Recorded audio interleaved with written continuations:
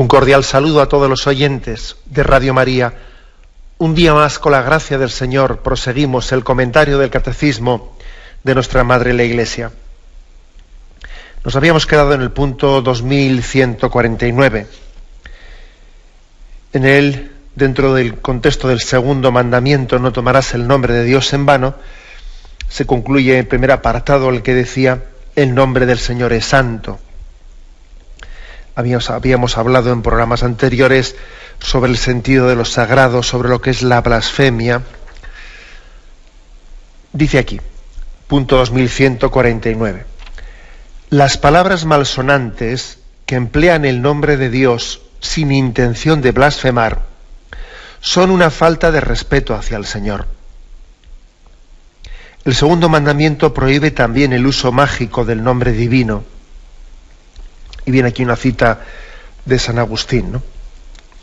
Bueno, si en los números anteriores habíamos hablado de las blasfemias, ¿no?, de una manera así directa, de lo que es una blasfemia, aquí hace una distinción, una matización, palabras malsonantes que emplean el nombre de Dios teóricamente sin intención de blasfemar, pero que son una falta de respeto hacia el Señor.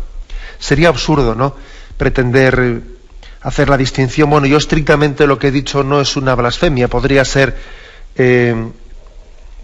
entendido de otra manera, porque no he proferido algo directamente contra Dios, aunque he hecho una utilización. Bueno, aquí el Catecismo, para que no caigamos en distinciones absurdas, nos dice también las palabras malsonantes, ¿no?, son una falta de respeto al nombre de Dios, las palabras malsonantes que emplean el nombre de Dios de alguna forma. Es el caso en nuestro idioma castellano, pues muy frecuente a veces de la utilización de algunas palabras sagradas fuera de contexto, como para la palabra, por ejemplo, copón, o la palabra patena, o qué decir o qué no decir de la palabra hostia, la sagrada hostia, referida pues a la Eucaristía, que se utiliza fuera de contexto en otros muchos sentidos que, bueno, pues que se han ido inventando a base de utilizarla a la ligera, ¿no? Desgraciadamente la sagrada hostia es una de las palabras que es utilizada fuera de contexto pues con más frecuencia. Incluso hay que decir que la Real Academia Española, con ese criterio que se tiene de que, bueno, la Real Academia está pues para recoger, ¿no?, de facto, el uso que de facto se hace de muchos términos, ha ido en las últimas versiones, ha ido incluyendo sentidos de algunas palabras sagradas que son faltos de respeto al nombre de Dios, como este caso concreto, la palabra hostia. En sentido que si la palabra hostia puede significar a toda velocidad, o un golpe, o algo que es muy grande, extraordinario, o tener mala intención, etcétera, y el diccionario de la Academia Española ha ido introduciendo estos conceptos, ¿no? Bueno, la verdad es que yo no soy especialista en estos temas y no voy a ponerme a precisar, ¿no? Pero sí que a mí me llama la atención que la Real Academia de la Lengua, yo creo que debería de estar para también enseñarnos, ¿no?, educarnos en la buena utilización del lenguaje y del idioma, no tanto para que sea un lugar en el que se den por buenas los usos indebidos del lenguaje. Creo que la Real Academia debe de atreverse, ¿no?, a enseñarnos, a educarnos en el hablar bien, a tener la capacidad de usar tantísimas expresiones, ¿no?, que tiene el lenguaje castellano para expresar todos estos sentidos, en vez de dar por buenas, ¿no?, usos pues que son blasfemos o cercanos a la blasfemia, ¿no?, que pretenden justificarse con ciertos sentidos y giros en los que se está popularmente expresando ciertas cosas, ¿no? Pero bueno, es un caso bien concreto, la utilización abusiva de la palabra hostia fuera de su significado real literal, ¿no?, que es el pan ácimo que es consagrado en la Sagrada Eucaristía y con el cual comulgamos. Bueno, he ahí un ejemplo concreto, ¿no?, de una palabra en la que se utiliza el nombre de Dios, el nombre de Dios sagrado, como una falta de respeto hacia el Señor. Las cosas santas tienen que ser utilizadas en un contexto santo. Es una falta de respeto que lo sagrado sea utilizado con otras intenciones, ¿no? Un caso bien concreto. Dice este mismo párrafo: el segundo mandamiento prohíbe también el uso mágico del nombre divino. La verdad es que es un poco más difícil calcular con precisión a qué se refiere aquí el catecismo con el uso mágico del nombre divino. Sí, también se puede recurrir al nombre divino, pues intentando utilizarlo mágicamente, mágicamente. Es decir, pensando que la invocación del nombre, hecha de determinadas formas, es una manera de controlarlo. Si yo lo pronuncio de esta forma en un rito, en una fórmula, y lo repito de estas maneras, estoy teniendo como una especie de garantía mágica de éxito para mí.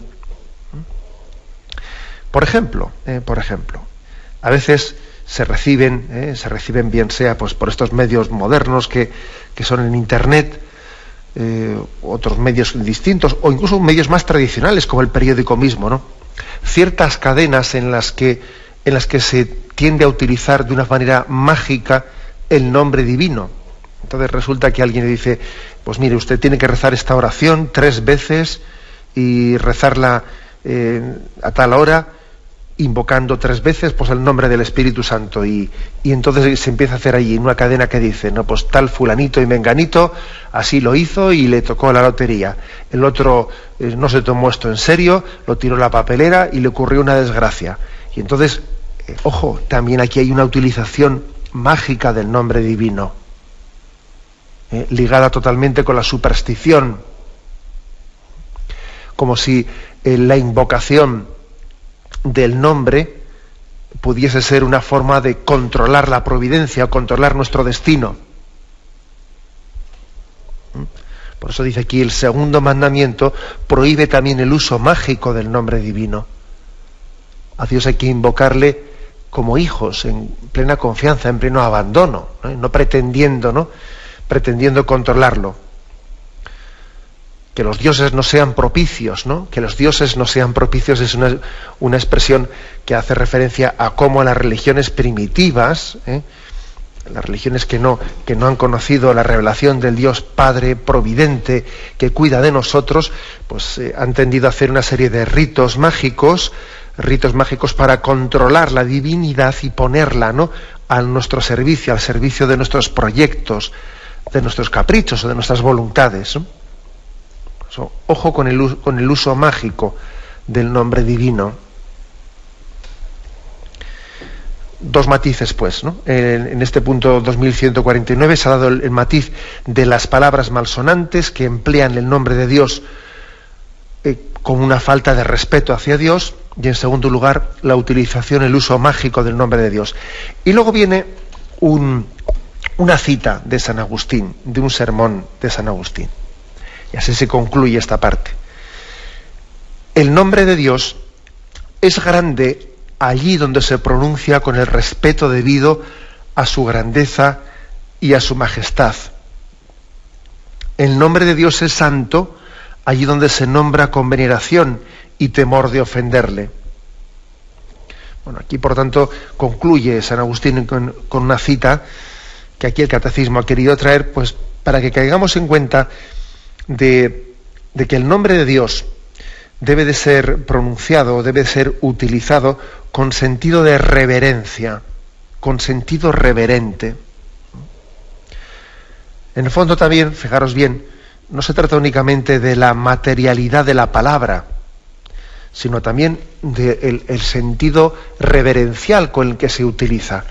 A veces incluso el tono con el que se pronuncia la palabra de Dios cambia completamente las cosas.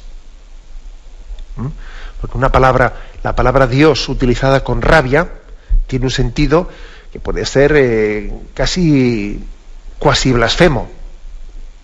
La palabra Dios expresada con rabia y la palabra Dios expresada con ternura, Dios mío, es otra cosa bien distinta, ¿no? O sea que, por lo tanto, el sentido reverencial Es muy importante, ¿no?, a la hora de comprender bien lo que significa el segundo mandamiento: no tomarás el nombre de Dios en vano.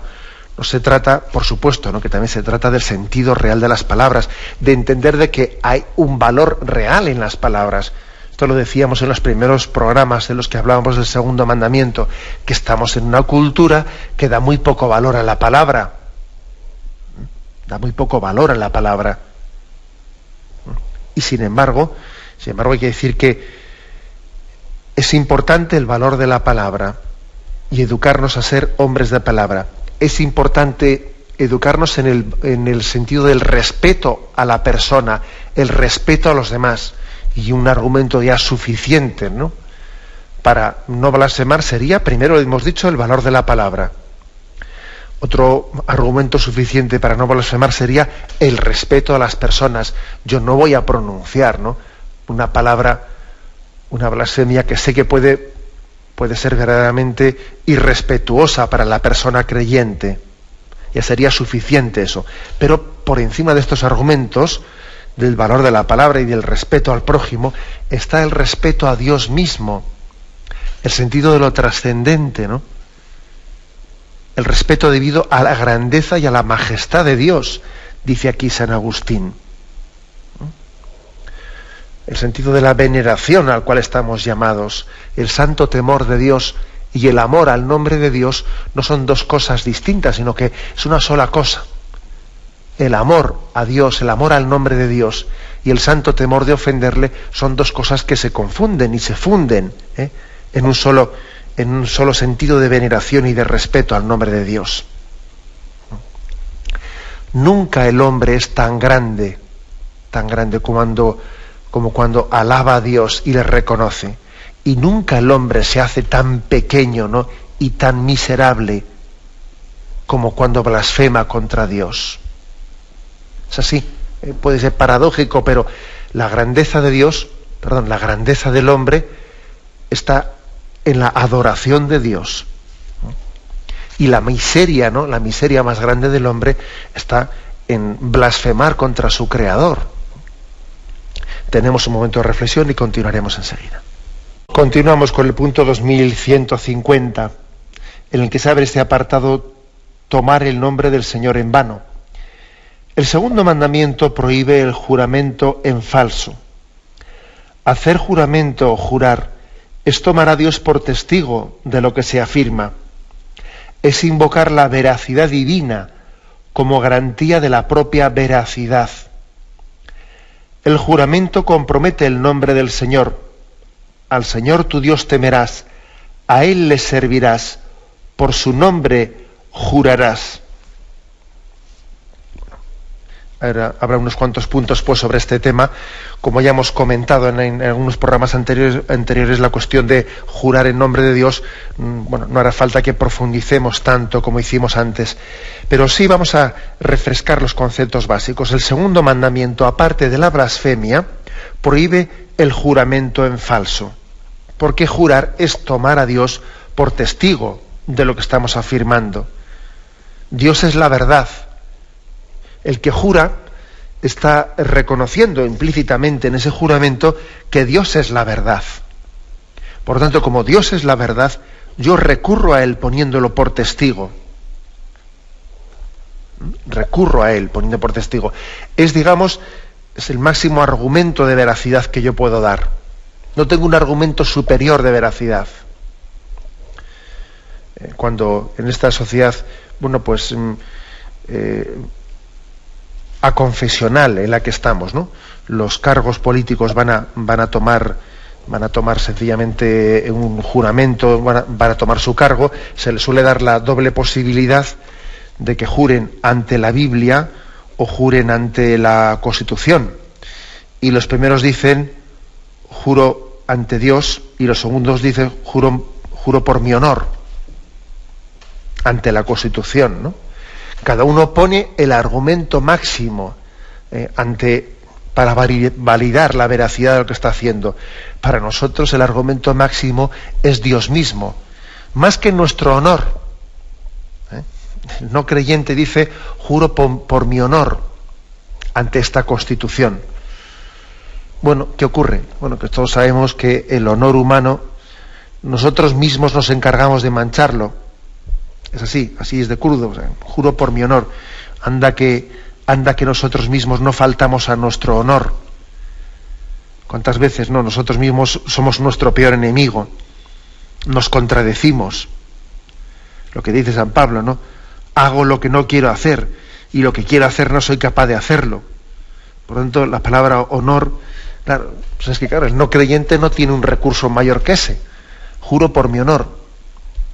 Bueno, es que es así de crudo. No tenemos no tiene el ser humano más remedio que apoyarse en su honor maltrecho, ¿no? En su voluntad, cuántas veces contradecida por sí mismo. Ante esta Constitución, se dice, ¿no? Bueno, pues curiosamente hay que decir que las constituciones van cambiando. Ahora es esta, antes fue la otra, después será la siguiente, ahora ya todo el mundo está hablando de reformas constitucionales, que hay que cambiar el texto, que es así, ¿no? Sin embargo, fijaros bien, nosotros juramos ante la Biblia, poniendo a Dios por testigo. Y la diferencia entre la Biblia y la Constitución es que la Biblia es la misma desde el día que se escribió hasta el fin de los tiempos. Cielo y tierra pasarán, pero mis palabras no pasarán. Y la Constitución, bueno, va a cambiar y está cambiando, y además, bueno, hasta se invoca que debe cambiarse, etcétera, etcétera, ¿no? Esa es la gran diferencia entre jurar por Dios ante la Biblia o jurar por nuestro honor ante la Constitución o otro libro, ¿no?, de leyes humanas. Es curioso, ¿no? Hasta qué forma tan distinta de visualizar existe. Ese juramento religioso o ese juramento laico o como queramos llamarlo. Nosotros juramos. Jurar es poner a Dios por testigo porque reconocemos que Dios es la suprema verdad y que nosotros participamos de esa verdad plena que es Dios. Toda verdad está participando de Dios mismo. Bueno, ese es, por tanto, el fundamento primero y último. Un comentario, si me permitís. Yo recuerdo que siendo pequeño, pues una de las cosas que más me rondaban en la cabeza era más o menos la siguiente, ¿no? Cuando veía la historia de los mártires, que se les había dado la posibilidad de salvar el pellejo, salvar su vida, si ofrecían al emperador pues un sacrificio o podían salvar la vida, ¿no? A veces yo pensaba en mi corazón, decía, bueno, y no se podía haber buscado ahí una solución así, decir, bueno, pues yo en mi interior creo en Dios, sé que solamente Jesucristo es el Dios verdadero, pero bueno, como lo importante es la intención, bueno, pues yo, como me obligan a ofrecerle ese sacrificio al César, se lo ofrezco por fuera, aunque yo por dentro sigo creyendo que Dios es el único Señor, ¿no? Bueno, y yo recuerdo que aquello me rondaba en la cabeza, y es una tentación, ¿no? Yo he ido comprendiendo que esa es una tentación, la tentación de decir, bueno, ¿qué más dará, no? Lo importante es tu interioridad, lo importante son tus intenciones, ¿no? ¿No es un poco desproporcionado darle tanto valor a la palabra? Que al fin y al cabo lo importante no es lo que sale por la boca, ¿no?, sino lo importante es los sentimientos interiores, ¿no?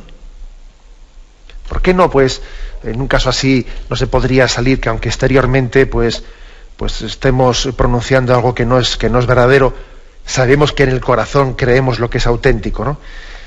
Es una tentación pensar de esta manera, ¿eh? Es una tentación.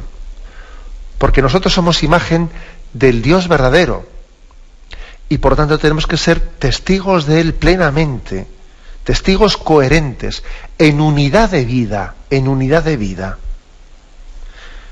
Cuando nosotros en esa petición de perdón decimos que podemos pecar de pensamiento, palabra, obra u omisión, que hay distintas formas de pecar contra Dios, ¿no?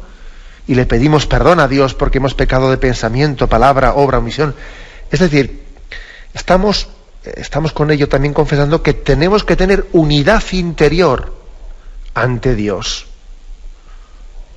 Uno puede pecar de pensamiento, puede pecar de obra, de palabra, puede pecar de obra, puede pecar de omisión. Y el hombre está llamado a ser íntegro y coherente entre lo que piensa, entre lo que dice, entre lo que hace y entre lo que se espera de él que debiera de hacer. Pensamiento, palabra, obra, omisión. Por lo tanto, es una tentación la de decir, bueno, mira, lo importante es más el pensamiento o la obra, ¿no? No importa tanto la palabra que hemos dicho. Es una tentación. Como también una tentación la contraria. Lo importante es la palabra, ¿no? Aunque luego tú ya por dentro puedes pensar lo que te dé la gana. También es otra tentación. O lo importante son los sentimientos. Las cosas que hagas ya no importan tanto, ¿no? No, también es muy importante las obras. San Ignacio dice que el amor se demuestra más todavía en las obras que en las palabras, pero también las palabras son importantes, ¿no? Etcétera, etcétera. Es decir, no se puede dividir el hombre, es una unidad. Y nosotros estamos llamados a ser testigos del Dios verdadero en el pensamiento, palabra, obra, omisión, porque esa es la verdad del hombre. La integridad del hombre. Por eso, no, frente a esas tentaciones de decir, bueno, oye, pero lo importante es el interior. No, la palabra es expresión del interior del hombre. Y si no lo es que estamos enfermos. Hay una enfermedad, hay una disociación en nosotros. La palabra es expresión del interior del hombre. Por eso se dice explícitamente en el segundo mandamiento que se prohíbe el juramento en falso. Porque nuestra palabra se está remitiendo en el juramento a la veracidad de Dios. Le compromete a Dios. Le compromete. Si yo he recurrido a la autoridad de Dios para dar veracidad a lo que yo he dicho, para dar garantía de lo que yo he dicho, es un grave pecado recurrir a esa autoridad cuando resulta que no hay tal, que los hechos o las palabras que yo estoy pronunciando son falsas, ¿no? Y estoy recurriendo a la veracidad de Dios para tapar mi mentira, ¿no? Y eso es un grave pecado. Bien, tenemos un momento de reflexión y continuaremos enseguida. Continuamos comentando el punto 2151, en el cual se da un paso más, profundizando en el mismo concepto de la prohibición del juramento en falso. Dice así: la reprobación del juramento en falso es un deber para con Dios. Como Creador y Señor, Dios es la norma de toda verdad. La palabra humana está de acuerdo en oposición con Dios, que es la verdad misma. El juramento, cuando es verdad, veraz y legítimo, pone de relieve la relación de la palabra humana con la verdad de Dios. El falso juramento invoca a Dios como testigo de una mentira. Bueno, en el fondo, como os dais cuenta, es profundizar un poco en lo mismo que hemos dicho anteriormente, ¿no?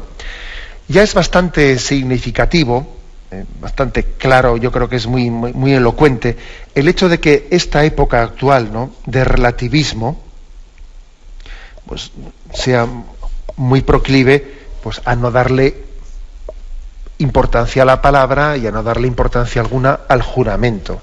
Claro, es que es bastante lógico, claro.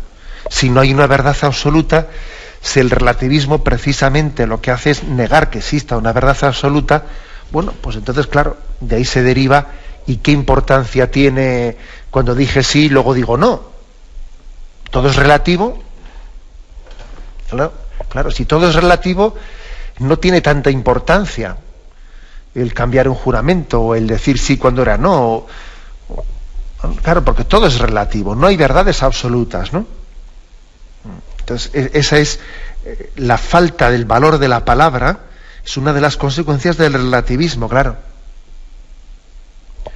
En el relativismo hay algo que sí que es absoluto. Y lo absoluto del relativismo es mi conveniencia. Las cosas están dichas conforme no a verdad, sino a conveniencia.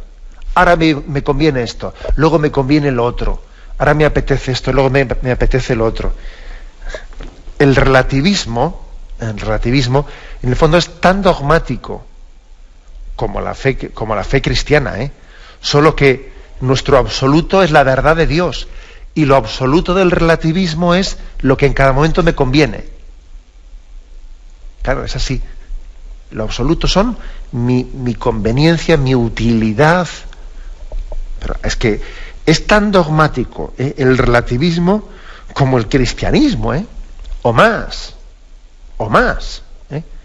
Y responde a una auténtica dictadura. El relativismo responde a la dictadura de me conviene, me apetece, me interesa.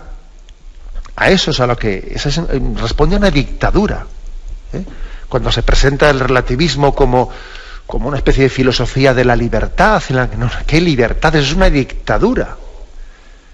La dictadura de las conveniencias, de los intereses. Pero está claro, ¿no?, que del relativismo se ha derivado una falta del valor de la palabra.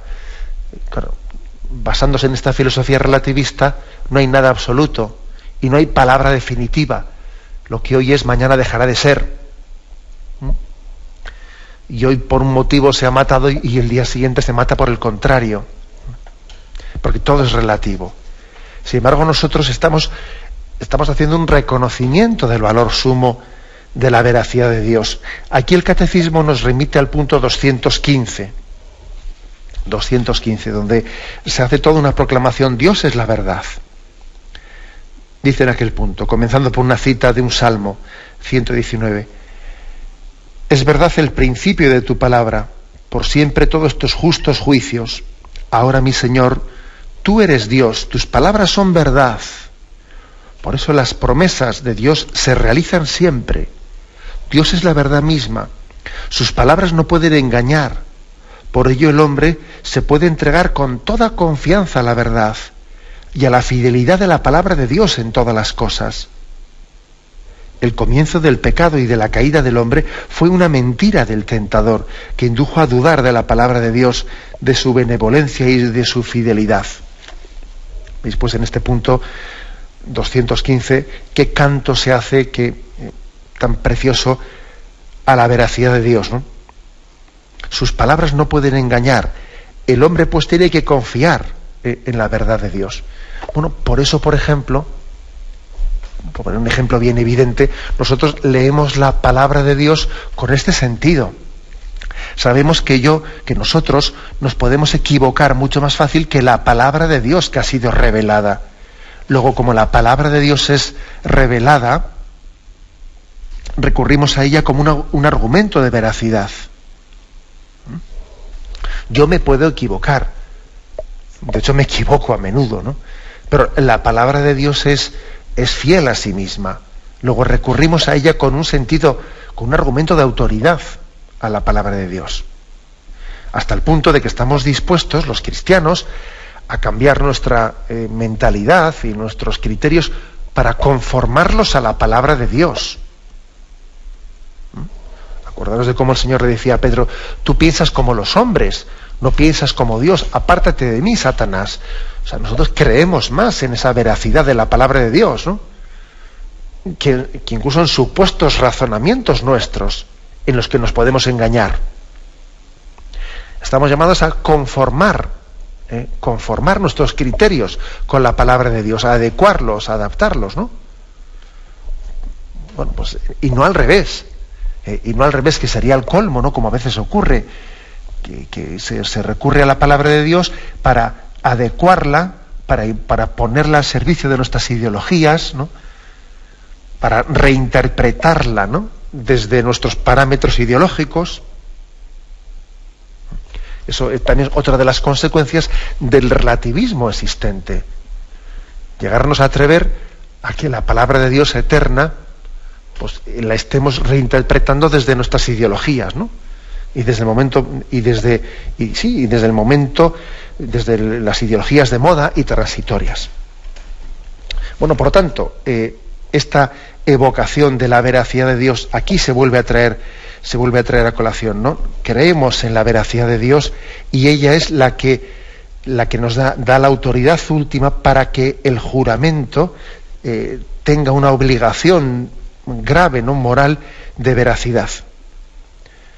Dice aquí, el juramento, cuando es veraz y legítimo, pone de relieve la relación de la palabra humana con la verdad de Dios. Hay una relación muy estrecha entre palabra humana y palabra de Dios.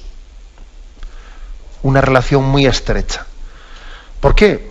Porque Dios ha hablado con palabras humanas. Dios ha hablado con palabras humanas. Dios no ha hablado en un lenguaje ininteligible para nosotros, no. Dios ha utilizado palabras humanas.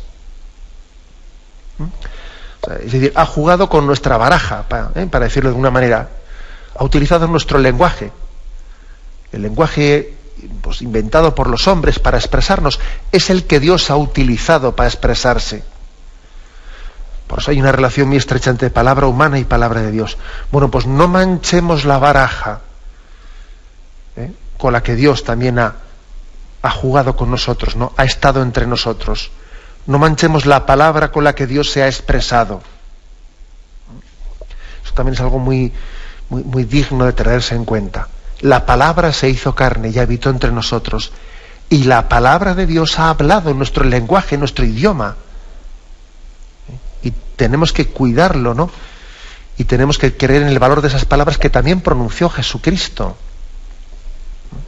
La palabra se hizo carne y eso traducido en nuestro caso concreto tiene que ser esa palabra, esa expresión de la verdad de Dios. Un paso más. Damos paso al punto 2152. Es perjuro, aquí se habla del término de quién es perjuro quien bajo juramento hace una promesa que no tiene intención de cumplir, o que después de haber prometido bajo juramento no la mantiene. El perjurio constituye una grave falta de respeto hacia el Señor, que es dueño de toda palabra. Comprometerse mediante juramento a hacer una obra mala es contrario a la santidad del nombre divino. Bueno, aquí, por tanto, dos afirmaciones. Comienzo por la última. ¿Qué sentido tendría el que alguien hiciese un juramento comprometiéndose a hacer una obra mala? Y aunque sea un juramento verdadero, en sentido yo juro por Dios, y además comprometiéndome a la veracidad de lo que digo, juro por Dios que voy a hacer algo malo. Bueno, es una contradicción. Aquí lo dice, es algo contrario a la santidad divina. Aunque sea verdad, aunque no esté pronunciando el nombre de Dios falsamente, pero estoy apoyándome en su autoridad contra su santidad.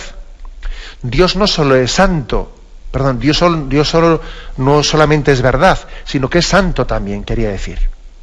Luego es absurdo recurrir a la veracidad de Dios para actuar contra la santidad de Dios. Absurdo. El que se tome juramento de realizar algo contrario a su santo nombre. Alguno dice, pero qué cosas tan raras, ¿no? Bueno, pues también de esas cosas han existido, han existido entre nosotros, ¿no? Por ejemplo, recuerdo igual en algunos momentos de la Edad Media, cuando existía un sentido de la veracidad mucho más fuerte que el que tenemos nosotros, ¿no? El sentido del honor, el sentido del cumplimiento de la palabra, pues igual en aquel momento existía más riesgo de esto que de jurar en falso. Por ejemplo, existían algunos señores feudales que cuando se retaban unos a otros, pues comenzaban a ofrecer misas y a rezar por la otra persona a la que voy a matar. Entonces, como he hecho un juramento de que voy a ir a por el otro y voy a matarle al otro, pues pongo por testigo de que tengo esta intención y voy a empezar a rezar y a ofrecer misas por el otro antes de matarle. Pero hombre, ¿cómo puedes invocar las cosas santas para luego proceder contra Dios, contra la santidad de Dios que te dice no mates y trata al prójimo como hermano tuyo? ¿Qué es eso de invocar tanto la veracidad de Dios para luego ir contra su santa voluntad? O sea, es decir, Dios no solo es veraz, también es santo. Y santidad y veracidad no podemos disociarlas una de otra. Bueno, este es un punto, este es lo que se afirma en la parte final del punto 2152. Pero la parte primera de este punto se refiere más bien a qué se entiende por perjuro. Uno puede pecar de dos formas, ¿no? Una es que cuando pronuncia el juramento poniendo a Dios por testigo, él ya en su interior no tiene intención de cumplirlo. Otro, sin embargo, cuando ha pronunciado el juramento tenía intención de cumplir el juramento, pero luego, de hecho, no lo ha cumplido, pues por desviación, por lo que fuera, etcétera. En ambos casos se llama perjuro. Hombre, parece que tendría más gravedad todavía el primer tipo de perjurio, aquel que en el mismo momento en el que se ha pronunciado ya existía incluso una intención de no cumplirlo. Parece que tiene más gravedad. El segundo caso también es grave, evidentemente, pero bueno, ha podido ser causas posteriores las que le han desviado, ¿no?, de ese cumplimiento fiel de aquello que había jurado. Pero sin duda el primer caso tiene más gravedad, ¿no?, porque incluso ha tenido, en el mismo momento en el que pronunciaba el nombre de Dios en sus labios, ya lo estaba pronunciando falsamente. Lo estaba pronunciando falsamente, tiene más gravedad. Es posible, ¿no?, que estas consideraciones que hace el catecismo puedan ser un tanto chocantes, ¿no?, en nuestra sociedad actual, en la que el hombre, en su subjetivismo, en su relativismo, pues quita hasta tal punto no toda importancia a su palabra. Sin embargo, el hecho de que las recordemos, de que el catecismo nos las esté subrayando de una manera tan contracultural, sí, digo contracultural, ¿no?, pues yo creo que nos hace un gran favor, ¿no? Hace que no seamos nosotros hijos de nuestra época en el sentido negativo de la palabra, ¿no? Porque es que, por supuesto que tenemos que ser hijos de nuestra época, somos hijos de nuestra época, pero sin que los pecados, ¿no?, los pecados de época nos condicionen y nos hagan ciegos. El estudio del catecismo, en todos los aspectos, no solo en los que en nuestra sensibilidad actual valora, sino también en otros aspectos a los que nuestra sensibilidad actual permanecemos ciegos hacia ellos, ¿no? Nos preserva de la tentación de que seamos únicamente sensibles hacia los valores de época y seamos ciegos hacia los pecados de época. Por eso es tan importante es leer la palabra de Dios en su integridad y leer también el catecismo de la Iglesia Católica en todos los aspectos, ¿no? Incluso no hacer ascos de detenernos en puntos como este, en los que parece que la sensibilidad actual es tan refractaria, ¿no?, o tan contraria, o tan poco sensible. Sí, pedimos a Dios, ¿no?, y de esta manera concluimos el tema de hoy. Pedimos a Dios ser fieles a la palabra y caer en cuenta de que nuestra palabra, la palabra humana, es un eco de la palabra de Dios, de la palabra eterna de Dios, y que Dios se expresó con palabras humanas. Luego también nosotros, cuando utilizamos las palabras humanas, estamos recurriendo a la veracidad de Dios, para que en esa palabra seamos testigos del Dios verdadero. Lo dejamos aquí y ahora damos paso a la intervención de los oyentes. Podéis llamar para formular vuestras preguntas al teléfono 917-107-700. 917-107-700. Sí, buenos días. ¿Con quién hablamos? Mire, buenos días. Soy Pilar de Santander. Adelante, Pilar. Que, a ver cómo se lo explico. Cuando se jura por Dios una cosa así, bastante importante, no tengo por costumbre hacerlo nunca, pero cuando me surgió una cosa ya que te denunciaba, si sí o si no, pues me vi obligada a decir, te lo juro por Dios, entonces ya parece que frenó la cosa. Fue cierto, auténticamente cierto lo que yo dije, juro por Dios que no había pasado tal cosa, y gracias a eso ya no me denunció, pero es que estaba a punto de denunciarme. A mí me pareció importante en ese momento y que Dios no me diría que lo había hecho mal. No tengo otra pregunta. Sí. Gracias. Pues bueno, pues yo creo que la oyente pone un caso concreto que se adelanta a lo que mañana quisiéramos explicar, que es que dice también la Sagrada Escritura que no hay que jurar poniendo a Dios por testigo innecesariamente. O sea, pues se podría pecar no ya de jurar en falso, sino de jurar con demasiada ligereza, ¿no? Pero la oyente ha puesto un caso bien concreto en que, bueno, es que también el juramento, hay motivos para jurar, hay casos concretos en los que se puede e incluso se debe de jurar, ¿no? Invocando solemnemente el nombre de Dios. Bueno, y a mí me parece hermoso el caso que ha puesto el oyente. Ella pocas veces lo ha hecho en su vida, por lo que ha dado a entender, y entendió que era un momento, había un conflicto serio, y que solemnemente ella invocaba el nombre de Dios para decir que tal cosa era falsa. Y bueno, la persona que le escuchó se ve que le dio veracidad a ese juramento, le dio veracidad, y bueno, y detuvo una denuncia, ¿no? Posiblemente si hubiese jurado, si esta oyente hubiese tenido en su vida un recurso demasiado ligero, con demasiada frecuencia, hubiese estado jurando, pues llegado el momento ese solemne en el que ha jurado, pues igual no hubiese obtenido ese efecto de parar la denuncia. No digamos si esta oyente resulta que hubiese jurado en falso en veces anteriores, pues entonces verdaderamente hubiese ocurrido que, claro, que entonces ya no hubiese tenido ningún efecto. Por lo tanto, qué importante es que juremos las veces estrictamente necesarias, sin abusar del motivo, y lógicamente que seamos después cumplidores de ese juramento, ¿no? Que juremos como testigos de la verdad, ¿no? Para que no ocurra aquello de aquel cuento famoso de que viene el lobo, y luego obviamente cuando viene ya nuestra palabra no tiene el efecto de la fuerza y firmeza, ¿no?, de veracidad que quisiéramos que tuviese. Adelantamos para un siguiente oyente. Buenos días. Buenos días. Buenos días, sí, le escuchamos. En primer lugar, muchas gracias por su programa, que son tan bonitos, Padre José Ignacio, y nos aclara tantísimas dudas y nos hace tanto bien a los cristianos. En siguiente lugar, Padre Ignacio, pues decirle que sí, con respecto a jurar en falso, por ejemplo, decir a alguien, te lo digo, poniendo a Dios por testigo, o delante de Dios y de la Virgen te digo que no sé qué, que eso es cierto, que esa es un poquito mi duda que yo tenía, ¿no?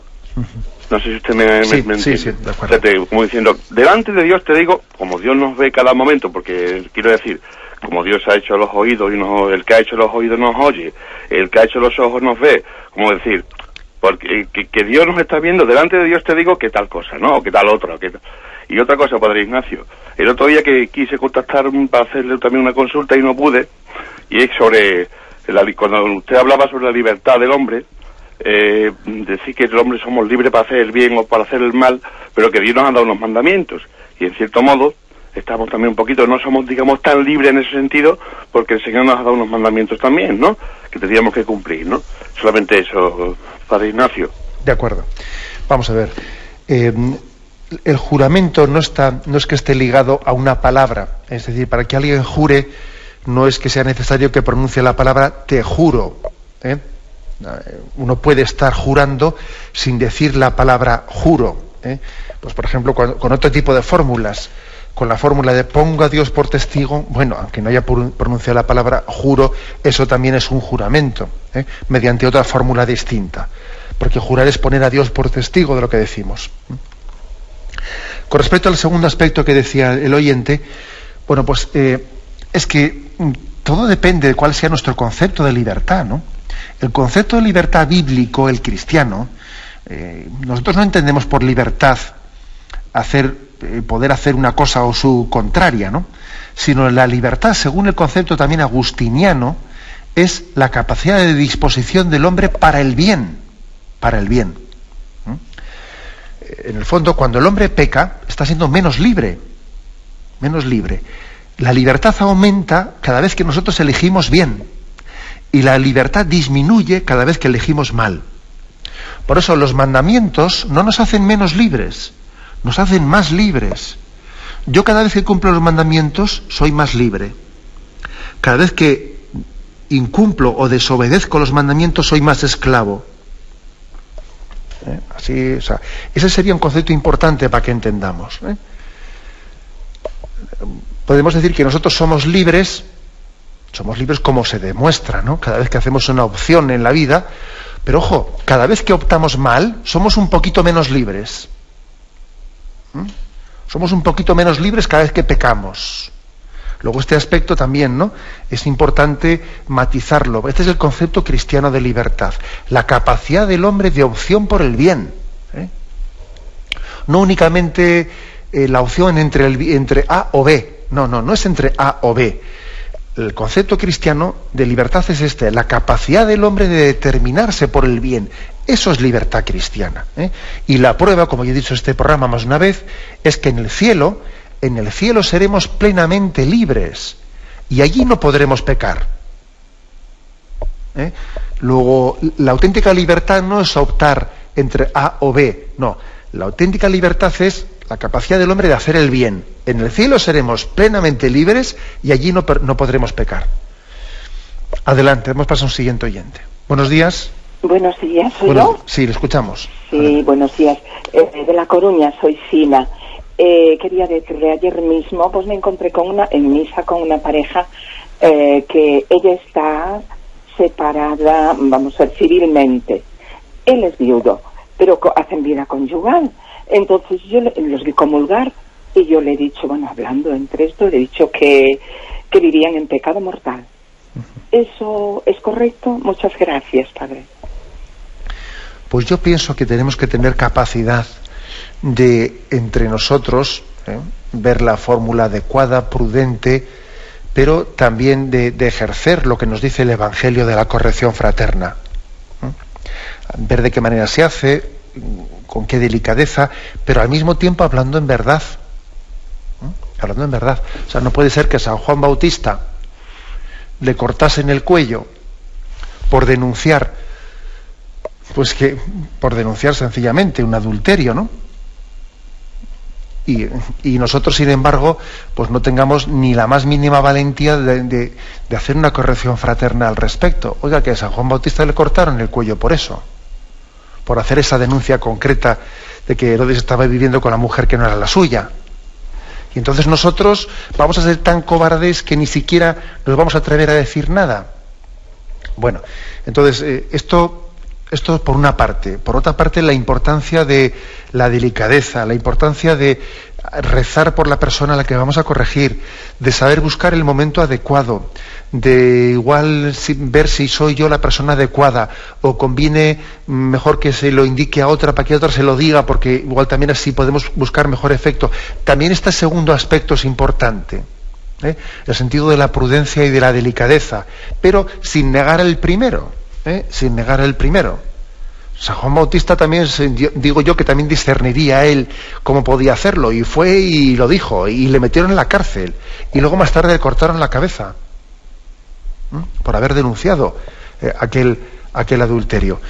Luego, mantengamos las dos cosas, ¿no? El sentido de nuestra obediencia a la verdad y al mismo tiempo el sentido del amor, del cariño hacia la persona que vamos a corregir, buscando el momento adecuado, el cauce adecuado, la persona adecuada para poder hacerlo.